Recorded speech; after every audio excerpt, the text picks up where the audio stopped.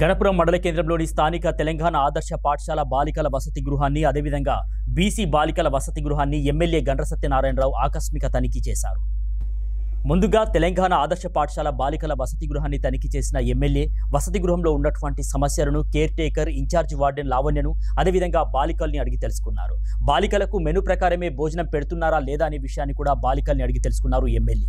ఆదివారం రోజున మధ్యాహ్నం భోజనం సమయం దాటినా కూడా బాలికలు తినలేదని, మెను ప్రకారం చికెన్ కొంత ఆలస్యంగా రావడం వల్ల 12:30 నిమిషాలకు తినవలసిన భోజనం అందలేదని, ఈ విషయాన్ని గురించి ఎమ్మెల్యే కాంట్రాక్టర్ వివరాలు తెలుసుకొని సంబంధిత జిల్లా అధికారులకు ఫోన్ ద్వారా తెలియజేస్తూ కాంట్రాక్టర్పై చర్యలు తీసుకునే విధంగా ఆదేశించారు. అదేవిధంగా వసతి గృహంలో ఉన్నటువంటి వంటగదిని పరిశీలించి అన్నం, సాంబార్ వంటి పదార్థాలని రుచి చూశారు.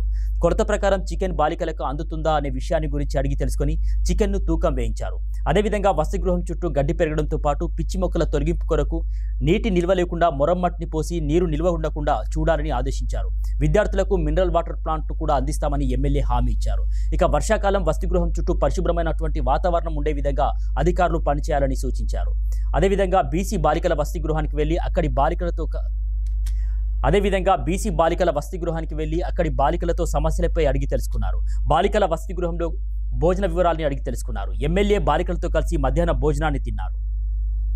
ఈరోజు గన్పూర్ మండల కేంద్రంలో మోడల్ స్కూల్ అదేవిధంగా బీసీ గర్ల్స్ హాస్టల్ ను మనం సందర్శించడం జరిగింది.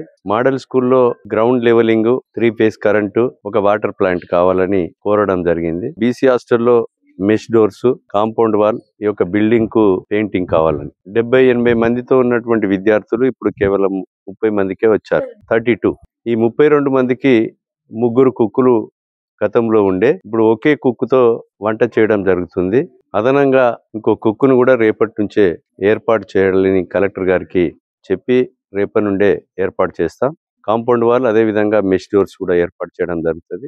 విద్యార్థుల పట్ల వాళ్ళు ఏదైతే చెప్పారో ఫుడ్లో క్వాలిటీ కొద్దిగా మెయింటైన్ చేస్తలేరు అని నేను ఇక్కడున్న వార్డెన్ కానీ అదేవిధంగా బీసీ వెల్ఫేర్ ఆఫీసర్ గారు వెంకటేశ్వర్ గారు వచ్చారు, క్రాంతి కిరణ్ గారు వచ్చారు. మేమిద్దరం కూడా పిల్లలు చెప్పినటువంటి విషయాలని ఫుడ్లో బ్రేక్ఫాస్ట్లో కానీ, లంచ్లో కానీ, డిన్నర్లో కానీ వారానికి ఒకే రోజు కూరగాయలు తెస్తున్నారని చెప్తున్నారు. ఇది సోమవారం ఒక రోజు తెచ్చి అది వారం రోజులు పెడితే మురిగిపోయేటువంటి పరిస్థితి ఉంది. ఫ్రిడ్జ్ లేదు. 2 రోజులకు ఒకసారైనా కూరగాయలు తెచ్చి ఏదైతే మీకు మెనూ ఏదైతే సరుకుందో 100 గ్రాములు చికెన్, అదే రకంగా మీకు ఎగ్స్ కానీ, అదే రకంగా బ్రేక్ఫాస్ట్లో పులివేరలో పల్లీలు కానీ ఆ క్వాంటిటీ తక్కువ ఇస్తున్నారని పిల్లలందరూ కూడా చెప్పడం జరిగింది. ఇలాంటి పునరావృతం కాకుండా చూసుకోవాల్సినటువంటి అవసరం ఉందని వార్డెన్ గారికి అదేవిధంగా బీసీ వెల్ఫేర్ ఆఫీసర్కి చెప్పాం. ఇక్కడ ఉన్నటువంటి సమస్యలు కూడా పూర్తిగా నా దృష్టికి ఈరోజు తీసుకొచ్చాం.